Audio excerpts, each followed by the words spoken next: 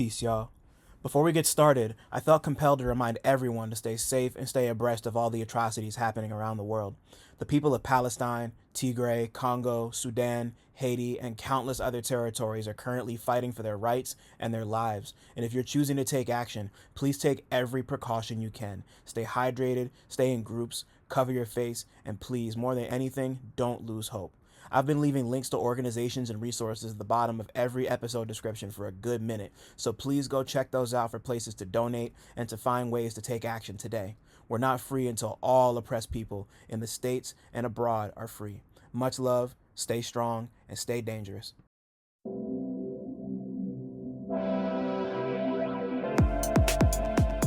What's good, y'all? My name is Dylan Green, and this is Real Notes, a space dedicated to blurring the cultural and artistic lines between rap and film. I'm here to chop it up with everyone from rappers and producers to journalists and video directors about their relationship to movies and how, if at all, film inspires their craft. My guest this week is Michigan rapper and co-host of the SwordCast, Noveliss. We spoke about Aliens, the Power Rangers movie, Zatoichi and his other favorite samurai films, X-Men 97, the future of the MCU, how both rap and martial arts helped him appreciate discipline, coaching his son's UAA team, how producer Hir-O convinced him to not quit rapping, and the creative process behind their latest album, Cyberpunk Rhapsody. Come fuck with us.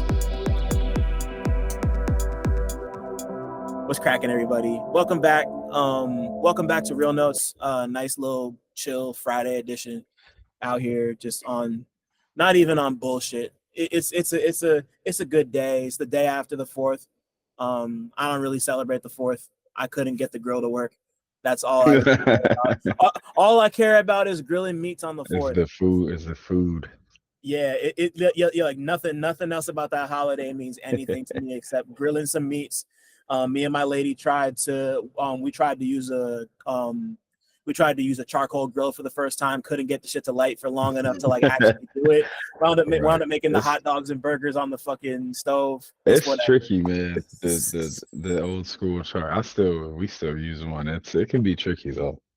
Yeah, I mean, like, I grew up using gas grills, so like I can like put me in front of it, because like some people can't even do that, but like put me in front of a gas grill, like I'm smoking all the meats. But like, you know, it was tough, but you know, we here. Dylan Green, CineMasai, got a lot of names, do a lot of things, outside, inside, all sides, and yeah, man, it's always good to get the good homies back in the corner.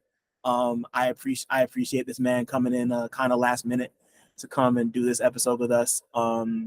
Fucking Michigan rapper, maybe producer at one point. I don't really know if you do that no more, or if you ever really didn't think so. Okay, that's Hir-O. Shout out to Hir-O.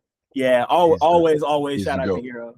Yeah, like I know y'all been working together for some reason. I thought you might have like produced at one point. You're not the only person. There's been a few people, but that's the one thing I've never dabbled in.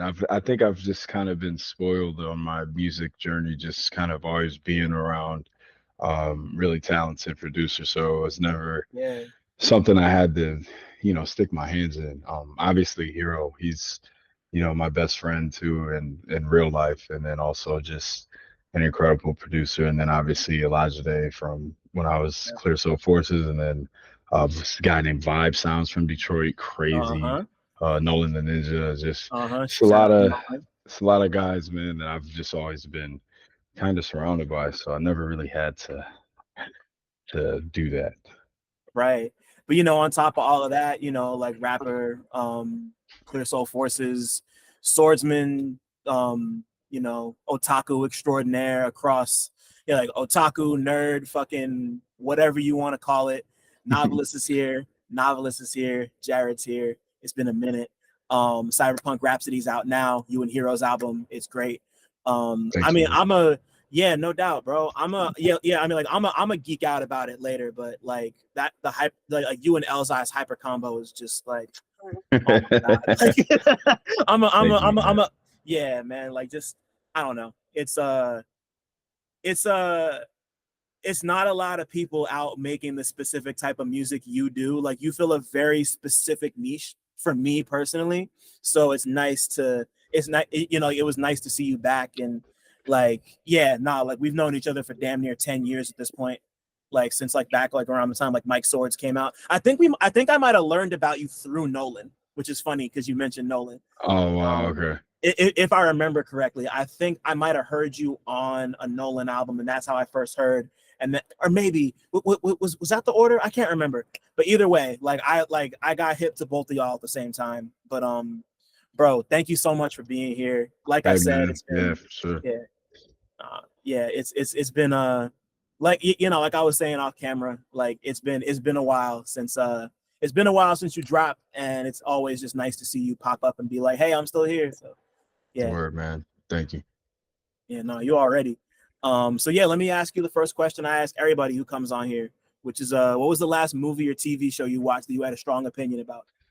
Oh, can it be something I've seen a million times already? Yeah, bro, easy. Word. So if I'm being fair, the last movie I watched, so every 4th of July, I always run through two of my favorite movies. I always watch Terminator 2 and I watch Aliens.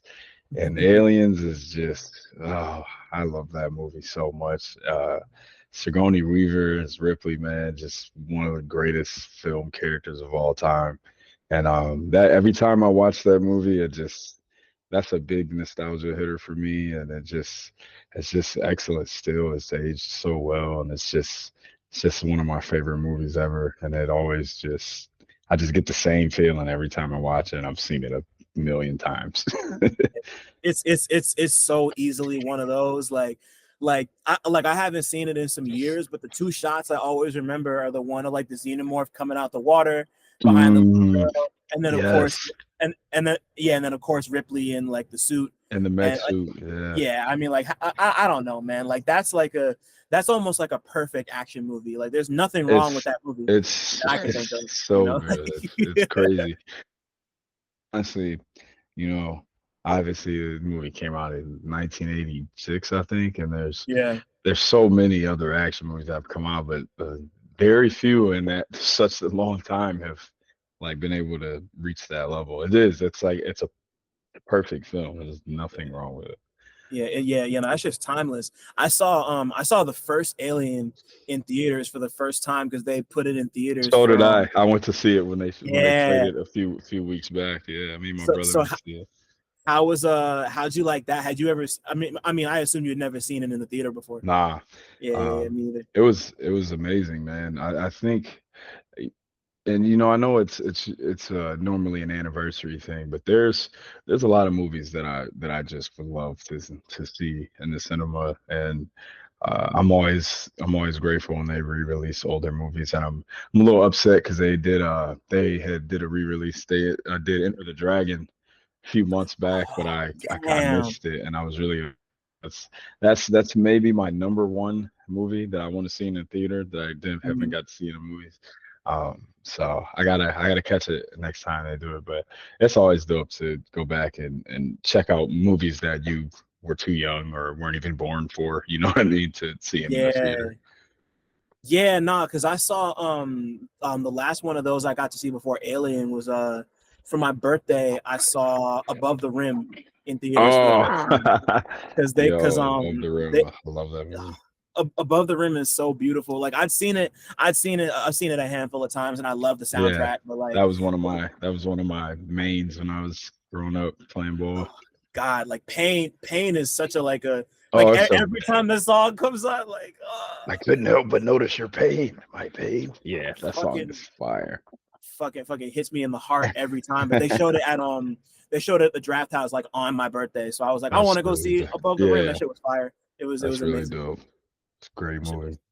was so yeah, nah, with you, let's run it all the way back. What's the first movie experience you can remember having? It could be at the theater, it could be at your cousin's house. Oh, Like, that's a good question. The first movie experience I remember having. I think the first thing that comes to mind, just without even trying to think about it too much, you know, I think it really is. It's either Aliens or Terminator 2, man. Those are the two movies I can remember that were just huge deals when I was a kid.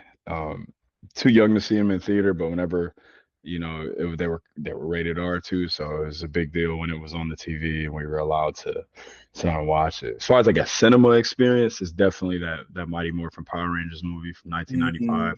The That was first a one, yeah, yeah, that was just a cultural, just a just a nuclear wave of just that was it. Like, I was a little too Ninja Turtles bled into the 90s, but we were a little too young to be there for the yeah, initial turtle craze. And the definitely. Power Rangers was my, my thing. And when that movie came out, I just remember it being a huge deal and going to see that movie and just being mind blown afterwards. I still think about Ivan Ooze a lot. Like I don't know what it is, but like the design of the character and just Mhm. like the costume and just like he was like kind of gross and like weird looking and Yeah, like and then like but and kind like of at the end, he's a little scary too. right? And then like at the end he turns into like the big Mhm. like blob shit. I don't know. Like it was like I have very distinct memories of being freaked out by the end of the Yeah, first Power Rangers movie because of that. Like I think I definitely. watched it at like it was either my cousin's house or like a homie's crib. Like I saw the movie there and like all I remember is like he grows like to the size of like it's almost like the size of the planet, I Yeah, think, that's right? Or true. something like that. Yeah. Wild shit, man.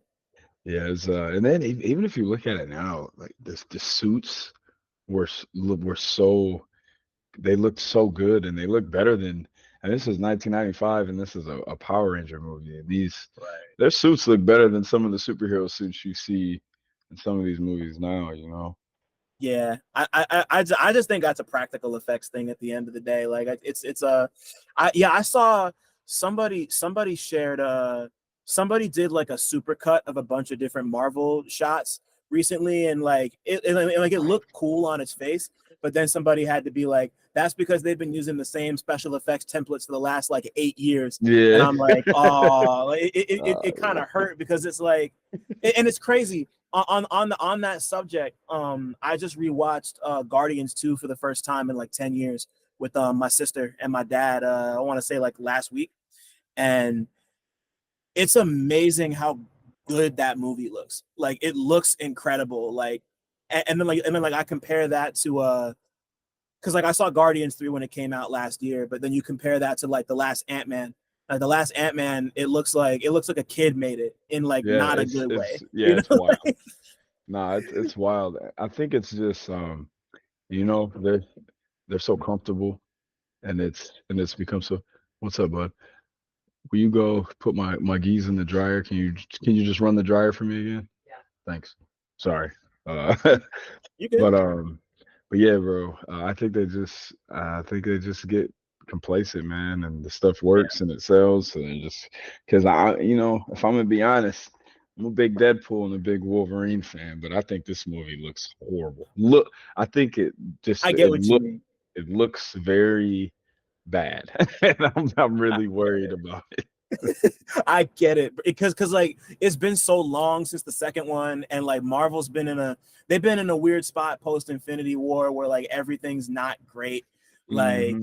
like outside of Guardians 3, I can't remember one of these that I like really enjoyed since then.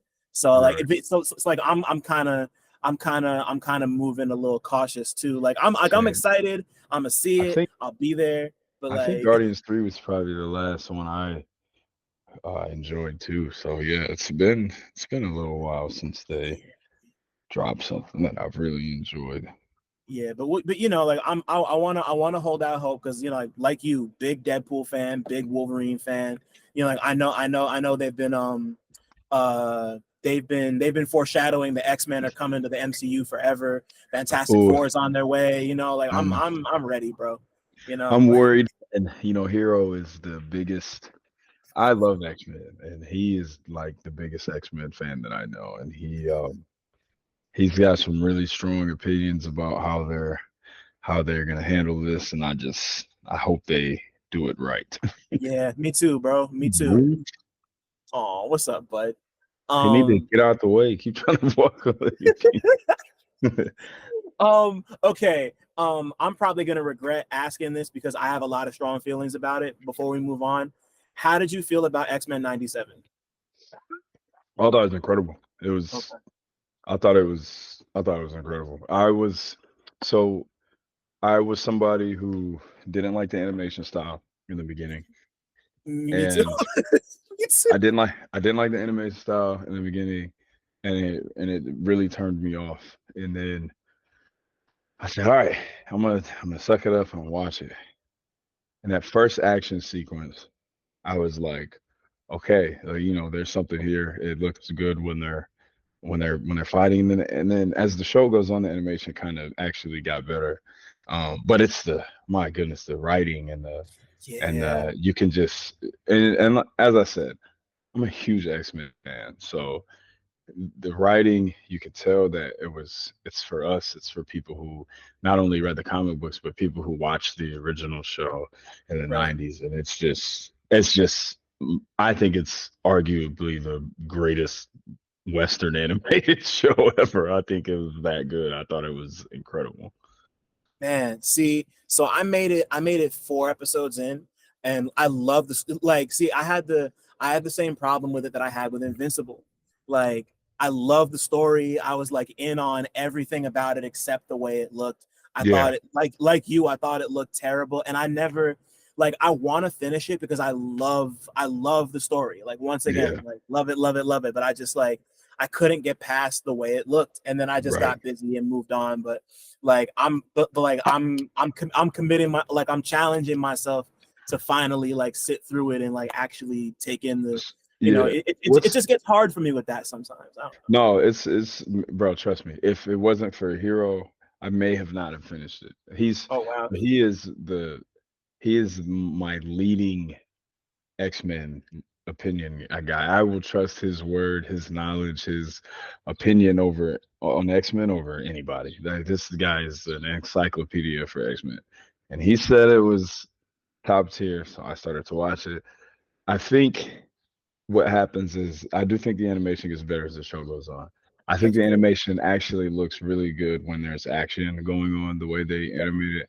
And then I also think that the story is so good that eventually you stop caring about what it looks like. It looks good. It looks good enough to where the story is so good that that kind of becomes secondary, and then it's not that bad anyway. So it ends up not really affecting your watch. So Okay. I think I would just recommend that you finish watching. I appreciate that because yeah, I got yelled at by a bunch of homies about it. Like I was like, this looks like ass, and they're like, please, and not even please, just like you don't. Like, I'm gonna do it. Like I promise, I'm gonna do it. I'm gonna sit down. I got like not a lot of episodes left. I'm gonna make it happen. Cause yeah, I love X-Men. I'm excited about like it was just cool. It was cool seeing them wanting to like bring back the old show just in any form because I like that show a lot. That's like the first place I really fell in love with Storm as a character. So like it was like Storm. Storm and Nightcrawler like on the show like they were my two favorites. So yeah, And like I got Storm a is lot of incredible in this show, man. man, yeah. I just and yeah, like I got to the last thing I remember seeing was depowered Storm, and in my heart of hearts, I'm Uh like, I can't watch this. Like I was just like, why are they doing Storm? Like I was so mad, bro.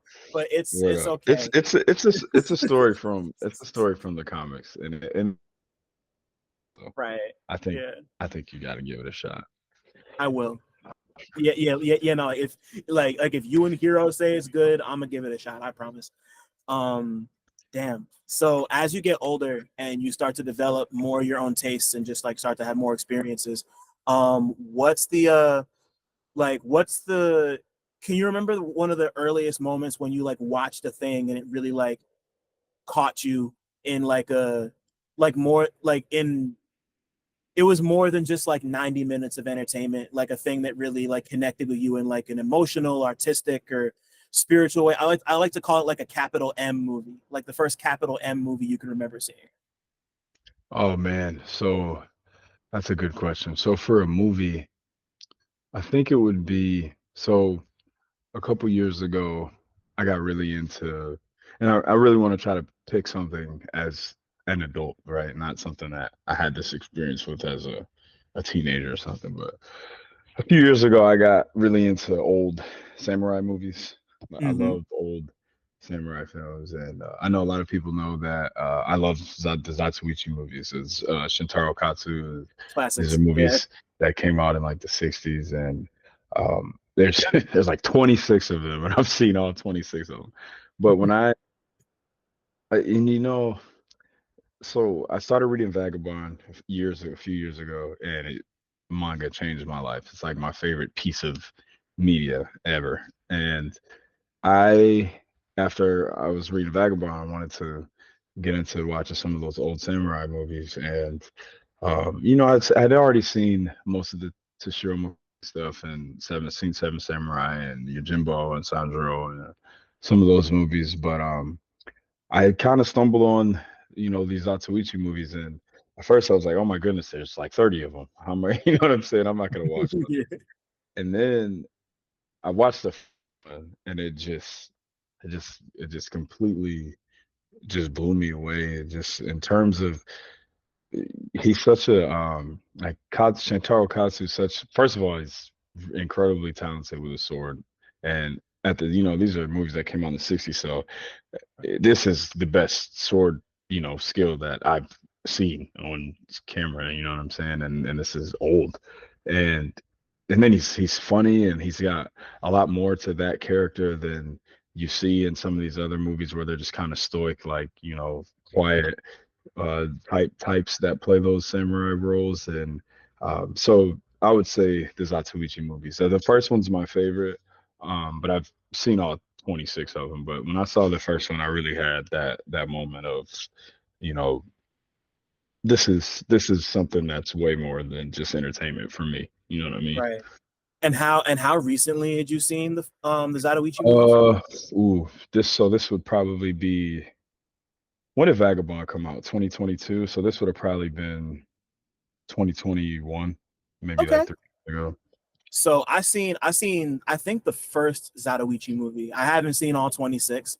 Like there was a period of time when I would go to there was a Barnes and Noble near my crib that had the whole box set and I couldn't Mhm. afford it. I And have like it. one day I'm gonna be with you, bro. Like one It's day I'm gonna so buy it. nice too. It's gorgeous.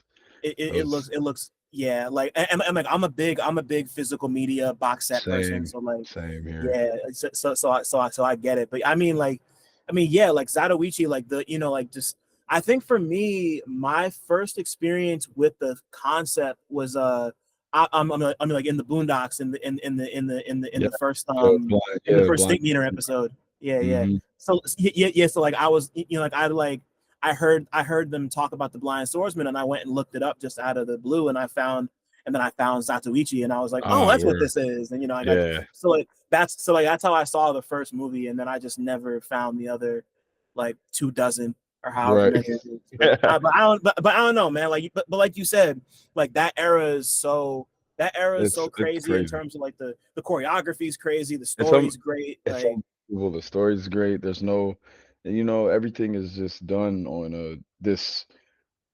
minute level in every detail because they're working with very minimal resources, so everything is like so good and everything is so well shot and all the details are, you know what I mean, incredible. So I really have a deep appreciation for some of those older samurai flicks from the yeah. 60s and kind of before and a little onward to mid 70s too. Yeah, it makes sense to me. Yeah, like I'm happy you brought that up because like you really had to be so precise back then. Like every second counted because like whether it was like like obviously like there's no computer effects and like like film's expensive, so like you got to make sure everything's blocked. You got to make sure everything's ready to go, and like everything's as precise as it can be, especially when you're dealing with like swords and choreography and action sequences. Like it's all like everything has to move, and like everything in every shot is blocked and written out and rehearsed. Like Yeah, it seems like an obvious thing to say, but like especially back then, I don't think people realize like how deep the shit gets. Like when it comes to like how a thing is looks and is present. I don't know, and like it, it, absolutely. it comes you know, it easily comes through and stuff like that. Before we move on, do you have any other favorites? Just like off the top, because you mentioned that there was like some spillover between decades. Oh yeah, the samurai movies. So the Zatoichi films are my favorites. But I also love Lone Wolf and Cub too. Those are, more on the exploitation type cinema, but and super violent. But Tomosabu Wakayama, the guy who plays the main character in the Lone Wolf and Cub movies, Ito Agami, is actually Shintaro Katsu's brother. So the guy, Really? yeah, and they actually look exactly alike.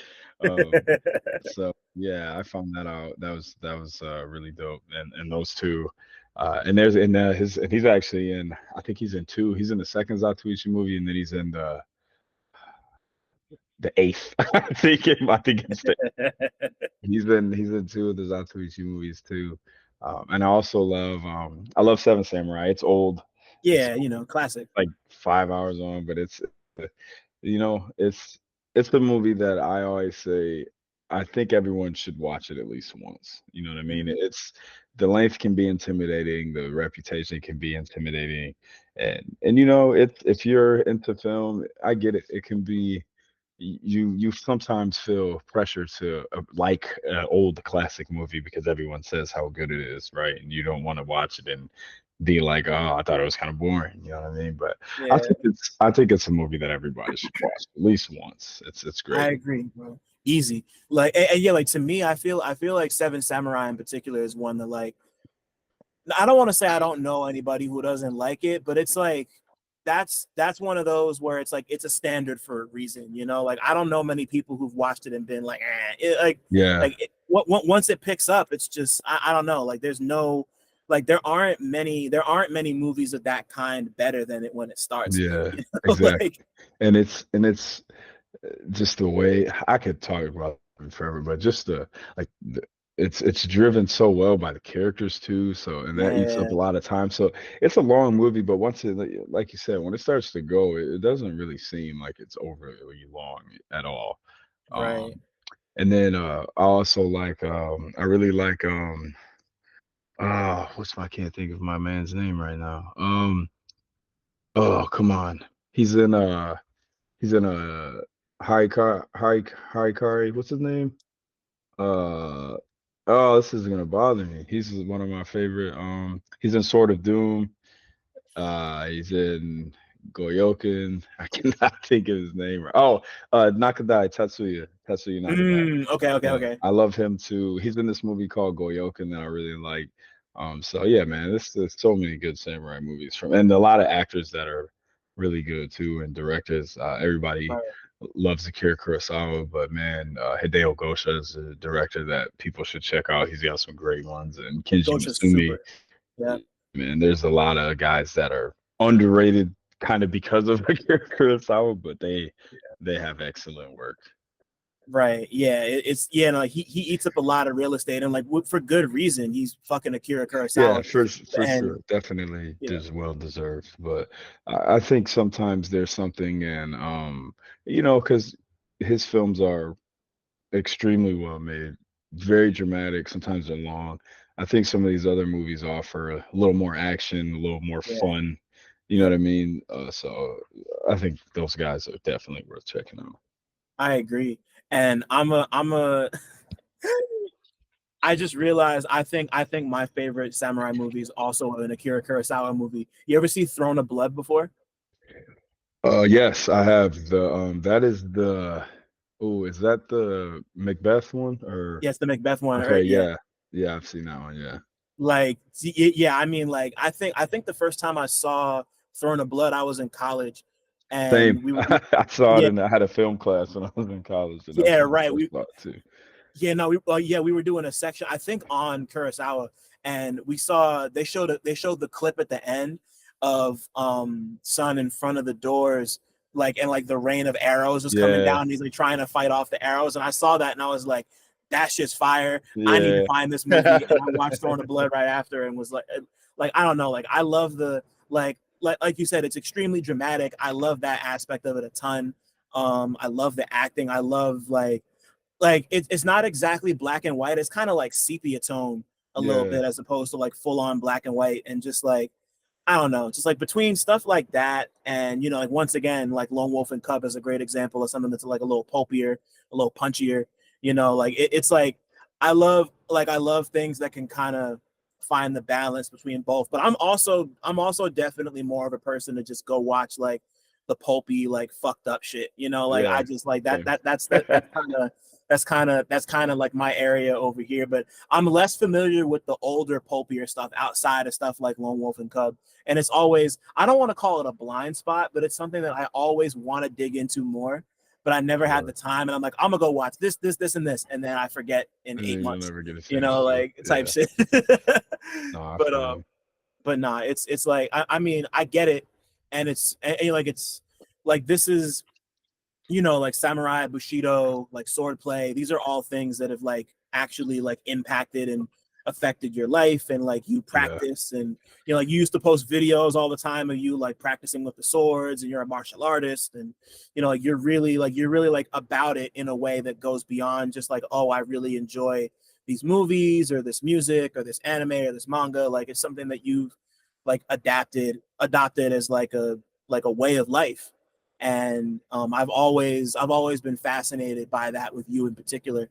So before we move on to music stuff, like just as a like what inspired you to pick up a sword and be like, I'm gonna do this, as opposed to just like watching Lone Wolf and Cub for the 10,000th time. Word. Like, So I grew up, um, and I did karate when I was younger. I did some taekwondo when I was a kid. So I had a bit of a martial arts interest when I was younger, and a little bit of a martial arts upbringing. And then once I started playing ball, got more serious about basketball in high school, stopped doing martial arts, ended up going to college. I played ball in college at Rochester University.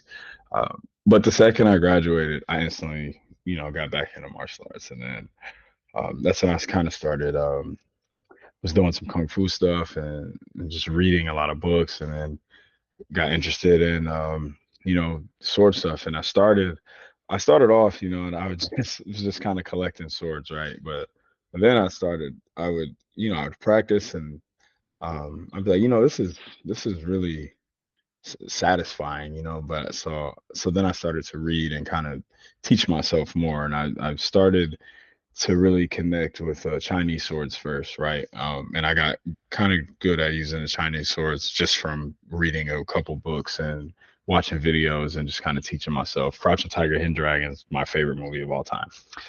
I think that's how that happened, right? And then I got interested in just not just Japanese swords, but I'm very fascinated by just the samurai culture, and I've read a lot of books from that era, Hagakure and Book of Five Rings. I love Miyamoto Musashi, and things like that. And then I ended up doing this, kind of taking the same approach, the self-taught thing. And then I went to Japan. right, And when I was in Japan, I did a sword. I took like a little introductory sword class, and what they did was they had you um there's this tatami mat, and it's like a little tatami pillar, and you can cut it. You get a chance to you take the course. The course is like a couple hours long, and at the end of the course, everyone gets a one chance to cut through the tatami mat. And it's a real sword, and it's and then so I was in a class with like six other people, and at the end of the class, uh, the only people that were able to cut through this, and it's a little more difficult than it looks. The only people that were able to cut through this tatami were me and this girl. So then after everybody left, and I kind of hung around and I talked to the guy, who kind of ran the class, and then I ended up coming back there and training with him, and then for the first time formally learning more Japanese swords and how to properly, use them, and that really made a difference uh, to me too. So I've definitely connected with swords on a level far beyond just thinking it's cool, and you know what I mean. Right.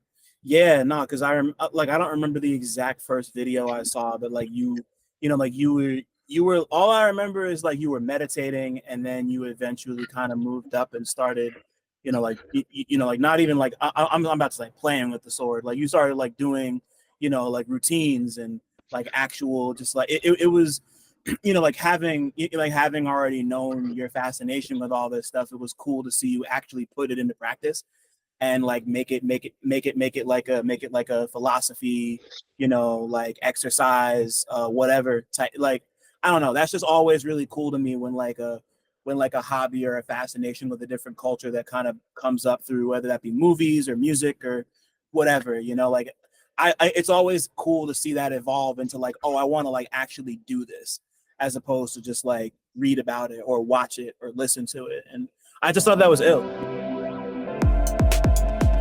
Yo, my fault. Sorry to interrupt, but I just wanted to shout out the all-new Real Notes Patreon page real quick. If you're looking for ways to connect and directly support the podcast, the Real Notes Patreon is the best way to do so. For as little as $5 a month, you can gain early day-before access to every forthcoming episode of Real Notes, as well as an invite to the Real Notes Discord server, where you can talk to others about the latest and greatest in movies and music, come through for some listening sessions, and talk about whatever else is on your mind. I know I'm going to be talking a bunch. If you feel like coming up off a little bit more, you could get cool exclusive content like audio from Real Notes Live and Real Talk interviews. Those will be exclusive to patrons and ticket holders moving forward.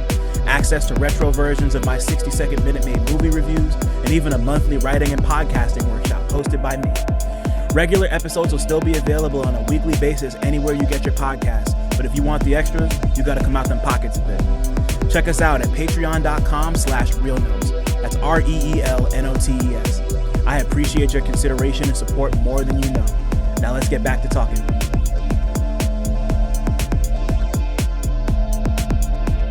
I just thought that was fascinating. Thanks, man. Yeah. Yeah, thanks, man. I think yeah, I think it takes, it's hard to learn something new.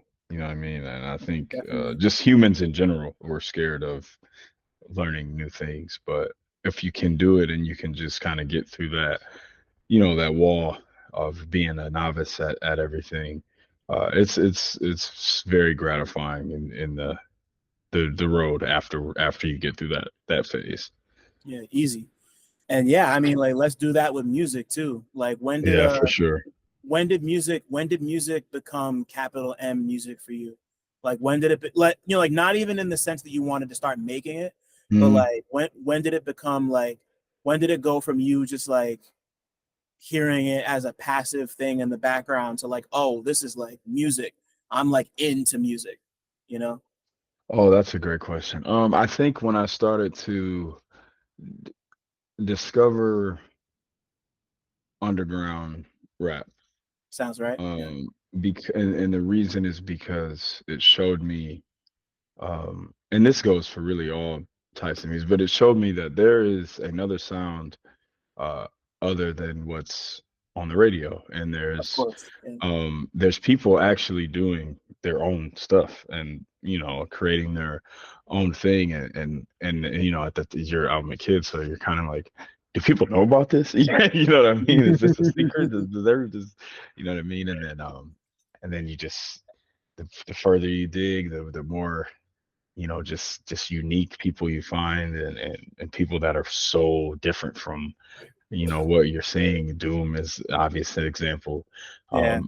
um I remember the first Doom album I ever got was the Food. It's my favorite rap album of all time. Wow, bro, what an album. Coincidentally came out on my birthday. Really? Wow, Yeah, that's crazy. November 16th. Yeah. So this album came out on my birthday, and I would always, whenever I got money when I was a kid, I would go to Best Buy and I would always buy two rap CDs. That's what I did. I would get $20 and I would go and I would just buy two rap CDs. So Easy. my birthday on that day, November 16th, I went to Best Buy with $20, and this is when CDs were like $10, and I would always buy two rap CDs. And so one of the first things I started to do was I wanted to get every Nas album. So that was my first thing. So every time I went, I would get a Nas album and then the other one I would buy something based off the cover, what I thought the cover looked. So I remember buying. So I used to love Dilated Peoples, right? And I bought a Dilated Peoples album. Had no idea who they were because the cover looked dope. I think it was Expansion Team or one of those albums. And then on my birthday, I see this album with this dude with a Doctor Doom mask on, sitting at a table eating some cereal, right? And I was like, "Yo," I was like, "What is this?"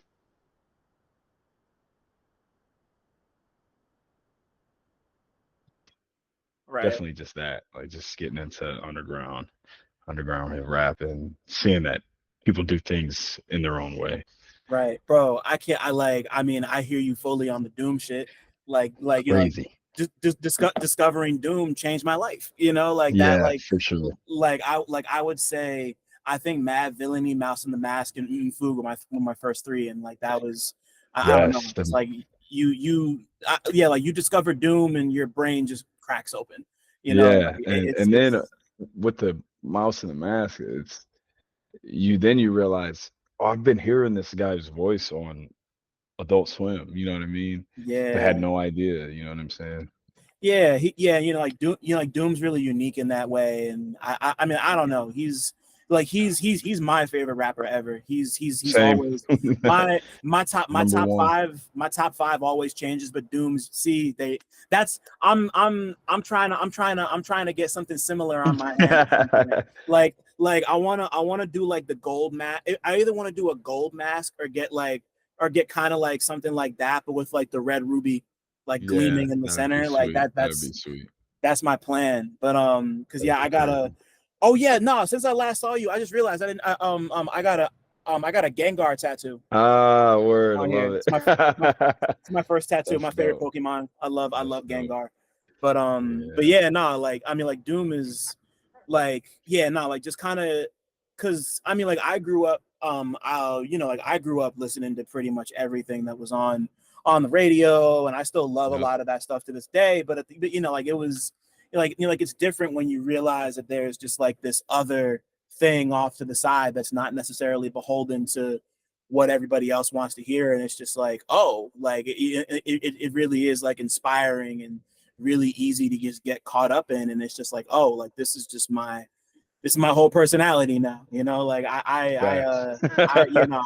like easy. I had so many moments, and like especially with CDs and shit, like just kind of having like I still have like a collection of like I have I have the little plastic flip book that you would like Oh, I do too. put the joints in, I still but I got that also too. have this like it's not a shelf, but like I still collect CDs. Like if people sell CDs, I buy them usually, Right. and I still collect them and listen. I have a player, and like it's there's something sacred about just like the act of like take whether it's a CD, vinyl, cassette tape, like Physical media, man. yeah, I Physical love media it. in general. Like, I just love it. Like you're like engaging with it in a physical way and like man, opening it and looking at it and like yes. hearing it and you got to press play. I don't know. Like It's it's it all makes it's all yeah that connective tissue, man. Books, comic books, yeah CDs, vinyl tapes, DVDs, Blu-rays, magazines, like all that physical media, man. It's all connected, man. And I yeah. need it. I gotta. I can't do everything digitally. Yeah, nah, like yeah. I mean, like, don't get me wrong. I love doing things digitally. I love streaming, but like, it's like that's the difference for me at this point in my life, right? Like, it's like there's plenty of stuff that I like, and I'll just like go watch it. But like, if I really fuck with something, Yeah, you I gotta. I buy it. you got to like own it and like Facts. have it, and like I they can't, agree, 100%. like like HBO Max can't take away my fucking DVD collection. Hmm. Like No, that's just that's so true. I definitely enjoy the convenience of streaming and just being able to watch whatever. But if I love it, I gotta own it. Like, as you said, I gotta own it if I love it. yeah, man. But like we do what we do, and this is why, to an extent, this is why we are who we are. And like once again, as you get older, like you go through college, you're playing ball, you go back to martial arts at some point, like rap is in your life. When did you first know that music was going to become more than just a hobby for you? like I imagine this is around the time that Clear Soul Forces it starts to come into play. But like when did you know like I want to be a rapper? Um, so the success of Clear Soul Forces definitely played a huge role in that. I wouldn't say that was what made me kind of take a plunge and really try to figure it out, but I would say that's what showed me that I could do that. You know what I mean? Right. And then uh, just a few years ago, when I was working, I hated my job so much, and I just you know what I mean. And then that was when I quit. That was around the time Cerebral Apex came out, and that was when I really was like, oh, I could I might not be rich, but there's definitely a path here to be you know what I would call a middle class rapper. I'm not somebody that's not rich, but I have a dedicated fan base. So anytime I do any merch or any physical, everything sells out. I could go do shows, I could tour, you know what I mean? And I saw Yeah. the path there. And also, and the thing you get addicted to is it's not because the money's not crazy, it's and you have to work. It's a lot of work, and you have to reinvest back into your craft and everything like that. But the thing you get addicted to is living on your own terms. You know what I mean? Yeah. I've been able to just figure out, you know, other ways, right? I also train kids. I'm a basketball trainer, and I coach my son's AAU team, and I coached high school ball this year. So it just led into other ways where I could live on my own terms. You know what I mean? And that's Right. kind of the way that I've just kind of carved out my life up to this point. And Yeah. it And all that's happened through rap. You know what I mean? yeah, it's crazy to hear that like that kind of led you to realize that you could go and do like you have like a whole web of shit that just kind of Hmm. links back to like to you and your life. And once it like it's really dope to hear that music kind of led you to that, as opposed to like it starting on the other side and then being like, oh yeah, maybe music will fit somewhere in, Yeah. like that's like that doesn't happen all the time. And especially like not being able to like live on your own terms and just like just like be able to, like you said, it's like I was going through your Bandcamp earlier today and like looking back at some of those. I mean, like like for me, I came on around the Mike Swords era, so Yeah. like seeing like going back to like looking at Mike like I still have my CD like at the crib Word. somewhere. Like I would have to go dig for it, but like like seeing the numbers on stuff like that and stuff like Vagabond and stuff like like Kenjutsu Under the Moonlight, like the fact Yeah. it's like you rapping over Nujaba's beats, and like people own that on CD. People Right. own Dilla Instinct. People Yeah. own the like the Christmas EP you and Hir-O did. Right. Like stuff. It's like like you created a little ecosystem for yourself, and then figured out like like you like I mean like I assume coaching. I mean like coaching's an intensive job, but it's like it is like the type of coaching you do like seasonal? Is it a thing you do year round, or Yeah. is it So, like a so I do. So my son, I coach my. Shout out to my guy Jay. I coach my son's AU team. Okay, it's a travel team, and they're we're really good, right? And I started when they were in fifth grade, and now they're going into ninth. They're about to be freshmen in high school. oh man. But they started off as they weren't good, right? And they have like now developed and became one of the best, 14U teams in Michigan. They're really good. And so I do that, right? I coach them from we play in tournaments on the weekends, and and I coach them pretty much all year. You know what I mean? We play starting in the winter, and then we take a break around March, and then we start playing again a little bit in the summer. And then we play a couple. Like we're probably gonna play one more tournament, and then I kind of cut them loose for the summer, and then they come back and play. When we start playing again. And then high school ball is just it's just I was the head coach for a high school team out here, a freshman team, and it's just seasonal. You just do it from winter to when the season's over. So, Right. um, but yeah, it's a lot. But I love kids, and I love I love teaching the next generation. You know what I mean? I think I'm uh, just a natural teacher, so I like Yeah, teaching kids. that's like there's obviously a lot of like pride and like value in like teaching kids anything, but like especially something like a sport that like fosters like discipline and routine and like just like Really. helps like that's important shit. Like that's like life. There's life lessons in that type of stuff. Absolutely. And I've with my high school boys, I always try to keep my music life kind of a secret, and it never works because they always people always end up finding out. And there'd be times that I would come into practice at night with my team, and they would have my music blasting over the speakers in the gym. You know what I mean? So that's cool. And Man, there's always cool stuff like that too. So I love that, bro. Yeah, nah, my man Def C out of Chicago. Shout out to Adam if he's listening. He also raps, and he's a high school teacher, and like his kids will like come into school sometimes, and we'll have like found his like Spotify page yeah, or love something it. like that. It's yeah, like and then he'll just be like, I think somebody once Okay. asked him if they could call him Def C, and he was like, no, you can call me Mr. Levin. Like type shit.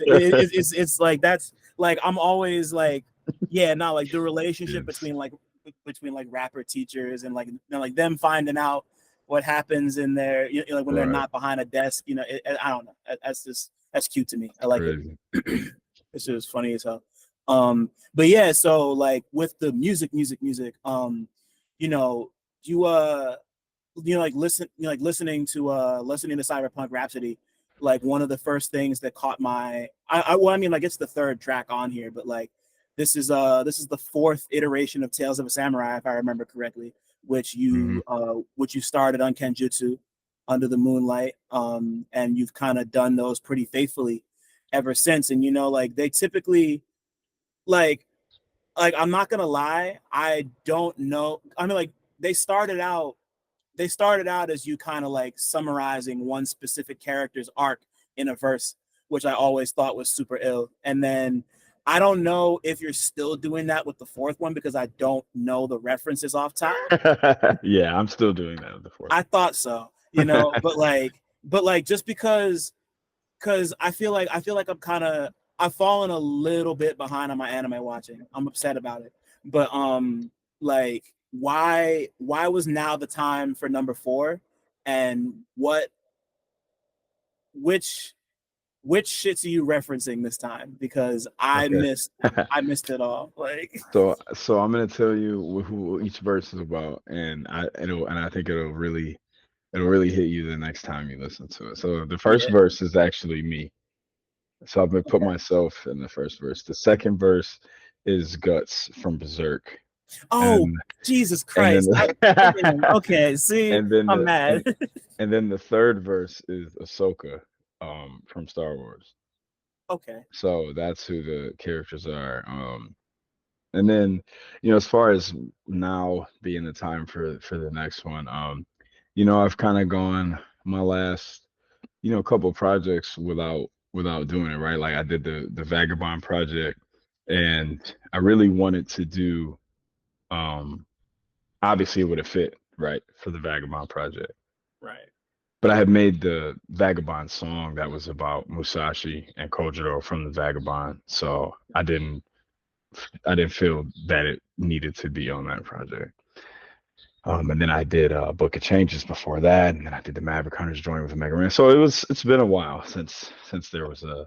So I felt like if I'm gonna do an album, it's time for another one. So Right. Yeah. It was cool to see it back up again because I remember hearing the third one and just like you said, it's been a while and there's been a lot of life changes and a lot of like like and you're like on that tip, another thing I noticed about the beginning of Cyberpunk Rhapsody in particular is you got another song about exploring Japan on here because I always think about 5 a.m. in Kyoto or no, excuse me, 5 a.m. in Shibuya is the first one. From Kenjutsu on yeah. And like yeah, I think and then like you're obviously continuing that with 5 a.m. in Kyoto on Cyberpunk Rhapsody. And like these are like these are such a like I can tell that these moments mean a lot to you. Like like my my favorite bit about the Shibuya one is like the fact that you wrote that while you were waiting on the bullet train to get back because y'all got stranded, and then like it's just like, oh, I'm just gonna kick this rhyme real quick. Um, so like talk to me about making 5 a.m. in Kyoto, and like just like talk to me about both of those experiences with Shibuya and Kyoto, and like turning them into songs, because I just think that's super cool. So yeah, man, definitely. So Kyoto is probably my favorite place on planet Earth. And the way that this song happened was because I had woke up really early in the morning to try to catch the sunrise, and I went to this temple that was kind of on this road that goes uphill in Kyoto to try to catch the sunrise there, right? But it ended up being on the other side. So I kind of gave up and I was just going to go back to where I was staying at. And I ended up accidentally catching it on this side when I was walking back, right? So I just sat there, just kind of chilled and just started, just kind of that moment, just this little tiny moments like that.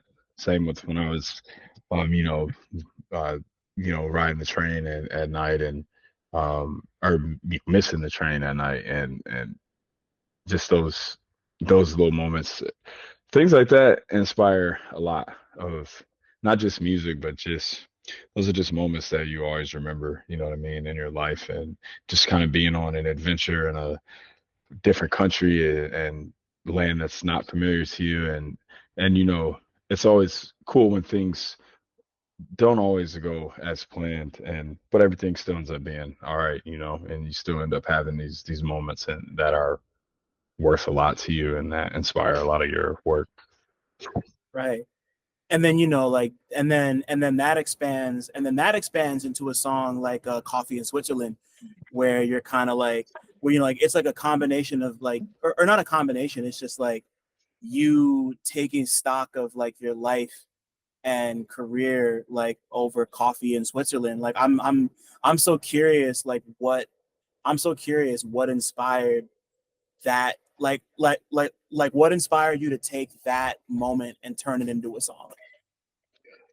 Yeah, so I am I love to travel, and I just I I always love to um try to freeze some of those moments in time in any way that I can, whether it's writing a song or taking pictures or even sometimes just naming a song after a experience or a moment that I had, right? The 5 a.m. in Kyoto is about me being in Kyoto at 5 a.m. literally, right? But um it could have been not about that, but I may have still Right. called it that just because of, you know what I mean, the moment in time. And the same with Coffee in Switzerland, just I love Switzerland too. And I just remember when I kind of came up for that, I was on tour with my group in Europe, and I just remember literally sitting at sitting at the hotel, eating breakfast, drinking coffee, and just being like, man, coffee in Switzerland. You know what I'm saying? Like literally, like, you know what I mean? So, and just kind of that ended up just kind of, inspiring not only the music, but also the song title and things like that always happens.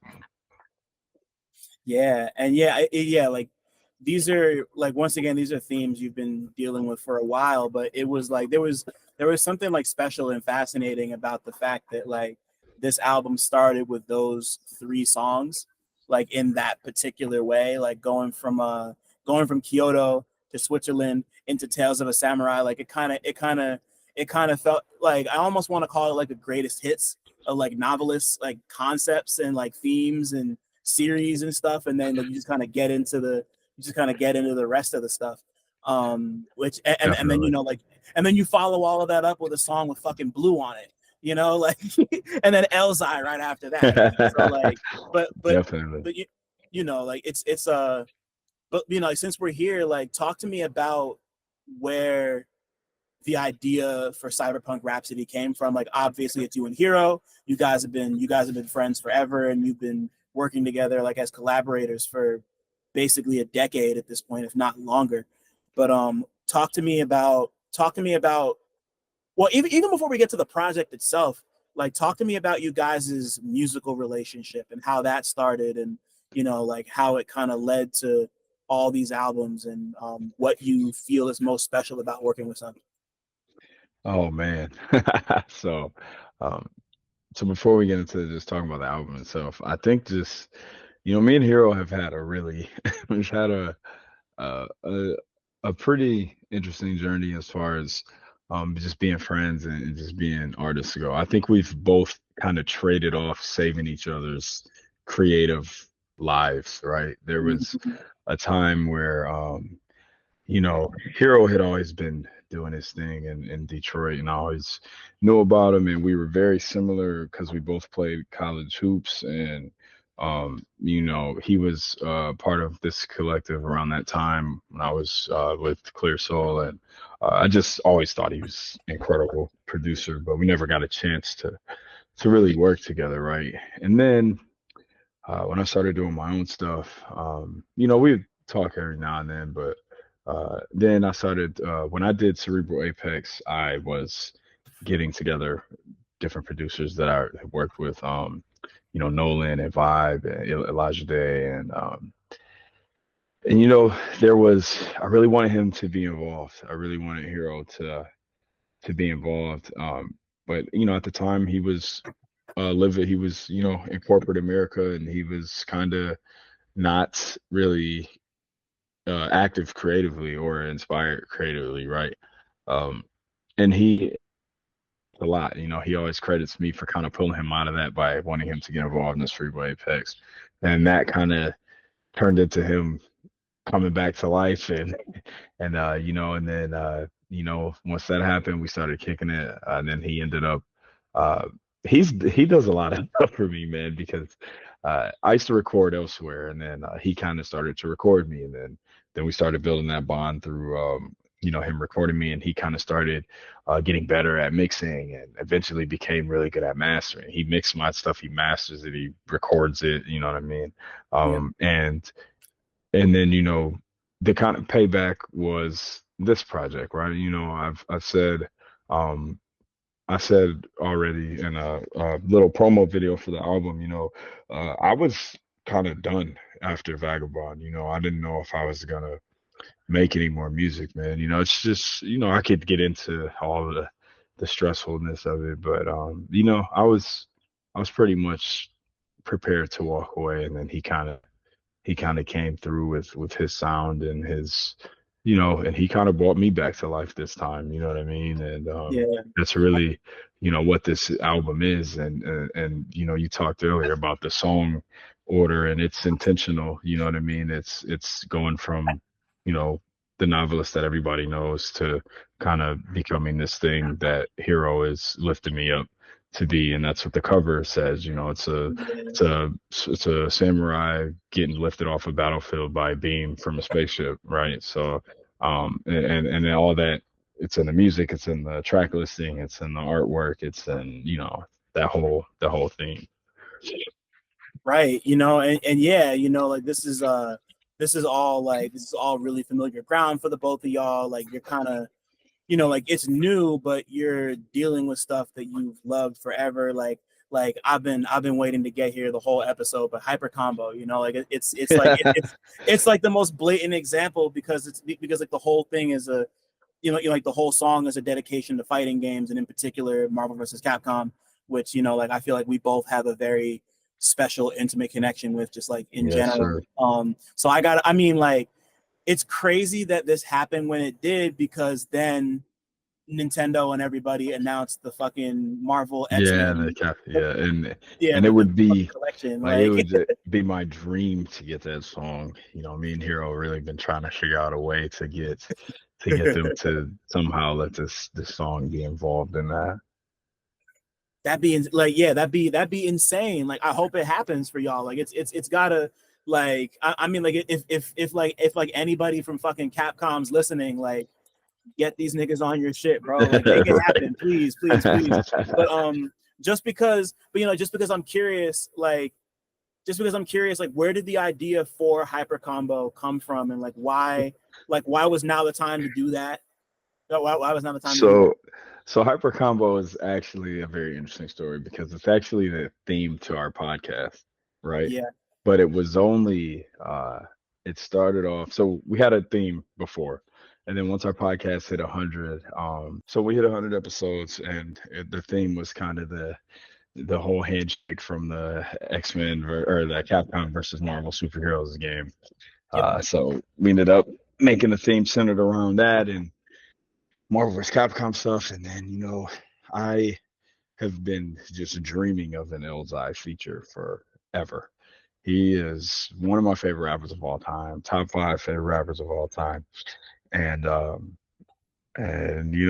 we kind of, I was like, man, let's just get him, let's get Elzai on this, and we sent it to him, and I actually was performing at this hip hop festival in Worcester, and he was there too, and that's how we kind of connected and kind of made this whole thing happen.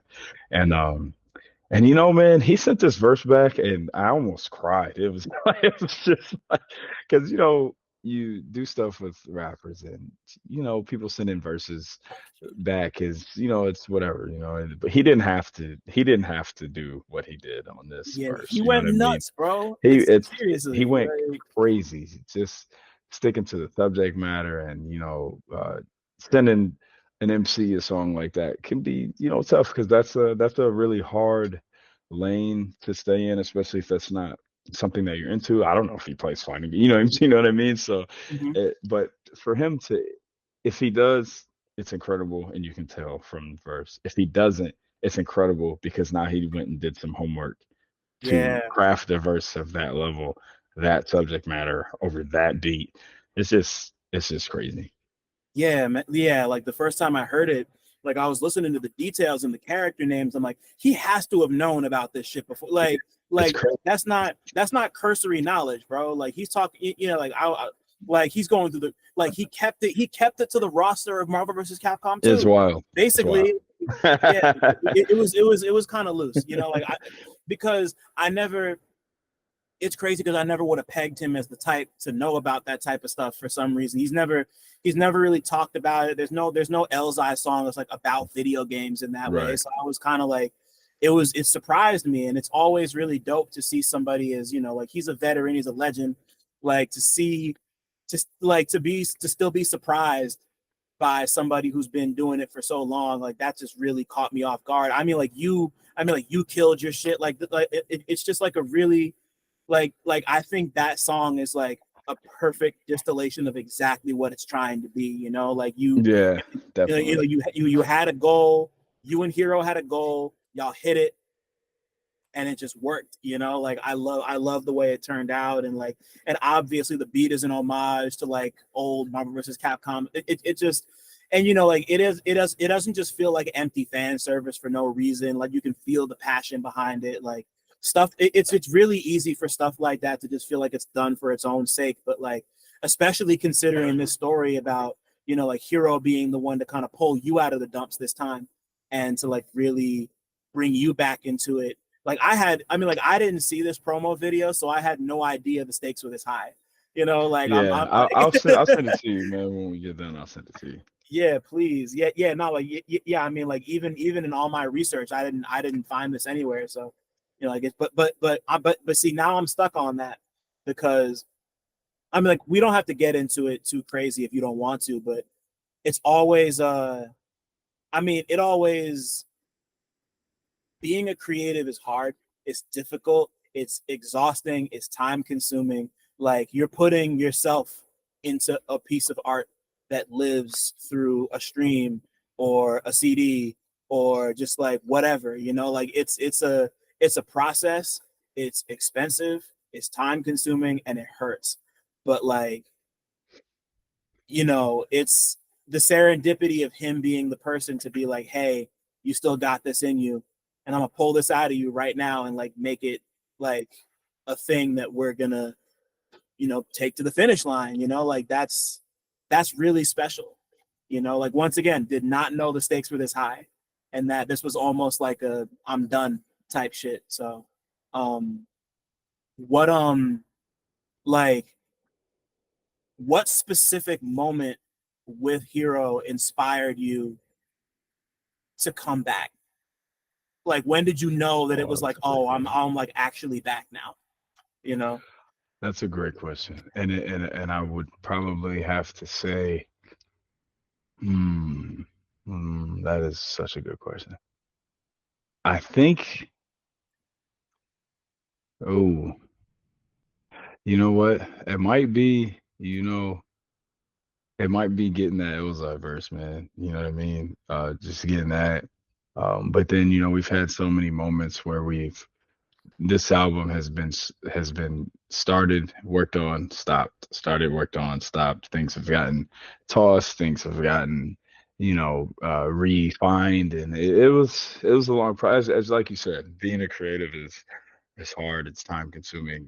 When you're hearing rappers albums come out, they're sometimes 2 years or more in the making before they come out. But I think it's just he is always there'll be some days where I just kind of won't be in my phone for a few days at a time, and he's the one who he always will reach out to me, and you know what I'm saying, and just make sure I'm good, and um not even just creatively but just as a friend.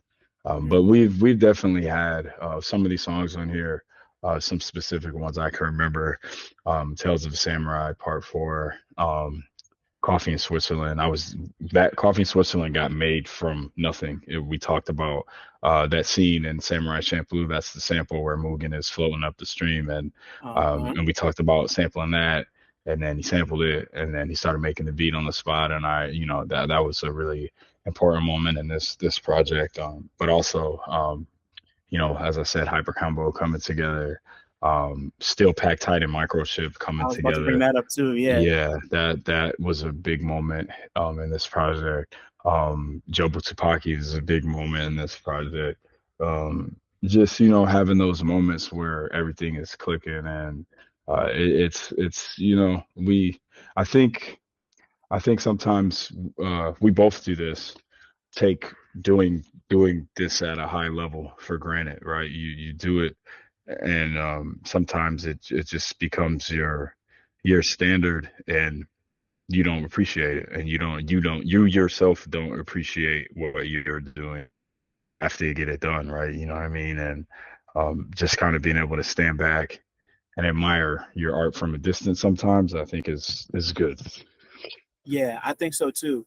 And like especially like once again considering that like the both of y'all are so the both of y'all are so devoted and into the stuff that you're talking about. Like, but like once again, like I was saying before, it never gets to the point where it feels like superficial or you're just like making references just for the sake of making a reference. Like you're always finding ways to tie it to like a personal experience or like some sort of aspect of your life, or even if it's just to the SwordCast, like with Hyper Combo, like you got a song called like you said, you mentioned Jobu Tsupaki.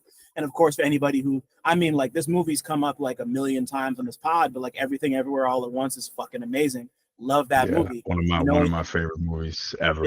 it's incredible, bro. It's probably one of mine too. And like the character of and like the way you manage to bring the character of Jobu Tsupaki like into your world and like find a way to connect it to you. It's like there's a lot of intention like and I mean like I hate to say the word intention like that because it sounds so like of course it's intentional, like everything about creating a thing is intentional, but Yeah, like but like when I say intentional I mean there's like some like there's more love behind it and like more personal connection to it than just like, oh, i'm a I'm gonna make a song about Jobu Tapaki just because, which like that's fine, there's nothing wrong with that, but it's always going to hit different when you can tell the person, when like it affects you in a way that just goes beyond like, oh, isn't it funny that I called my song Jobu Tapaki, or like isn't it funny that I called my song like I don't know Cyclops or some like which is Yeah, once for again sure. cool. Like like that says a lot about a person too. But I appreciate that you and Hir-O, like the both of y'all, through his sampling and his beats, and you're just writing, like the both of y'all always find new ways to bring this back to you. And it's like, this is my story. This is how I feel I fit in here. This is how this inspired me. This is, I don't know. Like, it's like I don't exactly want to call it an extended universe because I don't think it's that, but like there's just you just find new ways to bring people into your world and it never feels like superficial and it never feels it never feels like you're just doing it just for points. Like all the So shit means something to you, you right. know? No, this is such an excellent point. And you're so spot on. Me and him were literally just talking about this earlier. The difference between just being you all the time, 100% of the time, putting yourself in your art all the time, 100% of the time, and allowing the things that influence you and the things that you love and the things that you're interested in um, come out through your art naturally without Yeah, making it, as you said, about those things specifically, right? Um, I have a song called Maki Zinen. I love Maki. I love Jujutsu Kaisen, right? yeah, But when you listen to the words, is it about Maki? Sure, but is it about Maki because I relate to Maki and it's also about myself and because I feel like we have similar paths? Or am I just talking about this character that I really like and that's it? You know what I mean? That's the difference. And same thing with the Joe Tsupaki song, right? I love that movie. God, I love that movie. But you know what I mean? Just oh, mm, he's calling this song this, and is the song only about this character, just for the sake of being about this character, or is it about just this world that, and how do I relate to that through this character, through this movie? You know what I mean? yeah, It's much bigger than just I'm gonna make the song about this character because I like this character. You know what I mean? right. Yeah, nah. And like before we formally wrap this up, like that's like going back through all your music over the last couple days and like refamiliarizing myself, like I was saying earlier before, like like the way you make art and the way it affects your life is like it's always been interdisciplinary, like from the jump, like you've made it very clear that this is something that affects you and you want to like like bring that about through art. It's like you're a rapper who loves anime, games, and comics. Like the Bushido stuff and the martial arts and the sword play you're doing. Like it's all like this is all you. Like this is all stuff that you're living and you're putting it through. Like you're putting it out in ways. You're inviting us into your world to show you like this is what I'm thinking, this is what I like, this is what I'm about. It's been really gratifying to see you find yourself in all these things and to see them blend and integrate, especially in a way that like literally brought you back to music. Like that's like once again, like that's really hitting me hard right now. That like this was almost it for like I would have if I had seen that I probably would have been like like, I probably would have hit you like what do you mean Yeah. it's like I don't know like maybe this is too big of a question to end on, but like how much or like not how much because clearly it's a lot, but like how do all these disciplines, like whether that be music, meditation, martial arts, gaming, sports, how do all of these things, or rather do all of these things influence the way you do the other? Like, does martial arts influence the way you rap? Does gaming influence the way you play sports? Like stuff like that. Like I'm like, That's you're kind so of like that's the you're kind of like the perfect specimen for this question, I think. Yeah, so that's a great question, and also right, we're having the Professor Xavier meme big right now because we're we're on the same page with a lot of stuff. If you listen to 5 a.m. in Kyoto, there's a line where I say, still stressing how many art forms separated me from a different direction. And this is Exactly. literally exactly what I'm talking about, right? How many of these things that I do are pulling me in different directions and not allowing me to be one whole piece of whatever, right? But I do think that martial arts is the basis for my whole life. I think it's Yeah. the basis for uh I think it comes out in my music. I think it just comes out in the way that I carry myself as a human. I think it comes out in the way that I coach and deal with children and parent and uh I think that kind of is the basis that drives everything that I do, kind of my foundation, which that's what martial arts is. Right. It's a it's a base, you know what I mean? It's not just a base for fighting or defending yourself, but it's a base of principles that you live your life by, you know what I mean? And I Yeah. think that is what comes out in everything that I do. Right. Yeah. Yeah. And like I can see that in like the subtle ways where it comes to just like your discipline and your ability to juggle all these different jobs and just like everything going on with your kids. And then like on top of that, I mean, like I heard you say earlier, like you like asked your son to like throw the geese in the washing machine, just like I know y'all practice together too. I don't know, like that's like it really is a way of life, and that's why so many people practice, like on top of like wanting to maybe be healthy, like it is like it's like a regimentation. Yeah, it's like a regimen discipline thing. And it really does, like put together properly, that shit enriches your life. Like It I mean like does. y'all are a clear example of that. And I just love like I've loved it's been great seeing that manifest the way it has, like throughout your career, and just to hear about it just like in your everyday life, and that you're at a point where you feel everything's balanced enough where you can just kind of like exist and just like be Noveliss or be Jared. Like this is just like you're just here. And um I don't know, like I don't have any like crazy point to make. I just think that's great. And I think it's a hard thing to achieve as somebody doing this all on their own. And I just think that's dope.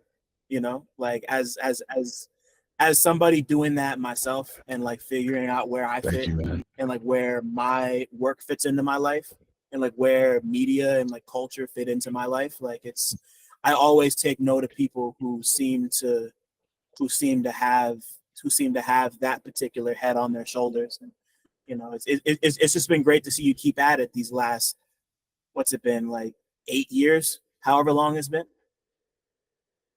Yeah, bro. Yes. It's been a Hell while, yeah. man. But yeah, like Yes, very sir. last thing before we formally end this. If your life was a movie, what would it be about?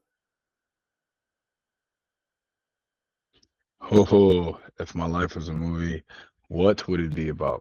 It would be about art, whatever that means, whatever, whatever type of art, whatever. It could be martial arts, it could be music, it could be cooking, it could be anything. Just art in general. The concept of art and creation. That's what it would be Yeah. about. And yeah, and I'm so happy you brought up the food. I've been cooking a lot lately. Like I've really started to like It's it's it's satisfying. super satisfying. It's cooking is a lot like, again, it's creating, right? Creating something is if you really think about the process of making something, Yeah. anything, it starts from nothing, which is completely ridiculous to think that you could have nothing in your head and then all of a sudden you get an idea and then you turn that idea into something and you elaborate on it and then it turns into something tangible and now it's like a thing that you're showing people. That's crazy, right? Yeah. Like creating something in general is wild. Right. And like that's another thing that like you're creating, but you're also like giving it to people. Unless you're like making Yeah, food for yourself. But like, like you right. like that's my favorite part of cooking, is like my two favorite parts are like making the thing and like the process, and then being able to be like, here's this thing, I'm like, here, like enjoy this Like my dad just turned 79 a couple months back, and his favorite cake on planet Earth is Tres Leches cake. I had never made it before. I found the recipe in a cookbook I got for the holidays, and I made the cake from scratch. That's crazy. Like I separated like Baking is hard too. Baking is crazy. Baking is harder than cooking. They don't get it, man. I had to separate the egg yolks from the egg whites. Yeah. And like baking is tough because you can cook before. I'm gonna just say this before we get off, but because you can cook and you can kind of wing it and it still be good. Yeah. You can't do that with baking because it will look crazy. Like it's science, ingredients. Bro. Yeah, the science and the ingredients in baking actually determine the look of the dish, right? So you could put too much of something in, look completely ridiculous. Yeah, but you know, like, but like when it turns out good, it makes the whole process worth it. So I'm never even tripping about it. But bro, thank you so much for doing this. Thank you for having me, man. You had some really great questions, man. Oh, man, I appreciate that. Like, I know this is real last minute, but like, you know, like I've been rinsing the project a lot, and like I said, you know, like it's like it feels good to know that this almost didn't even happen, and now you're here, and I'm just happy to hear you're maintaining. You know, like it's yes, sir. You know, like it's been a minute, and it just felt like, you know, it just felt like catching up with the homie. So that's all I can really ask for stuff like this sometimes. You know, my guy. Thanks for having me, man. Yeah, you already know, bro. Thanks for listening. Shout out to y'all for making it this far. And shout out to all the black people listening too, because y'all really impeccable. Don't forget to like, subscribe, and tell a friend to come through next time. 1.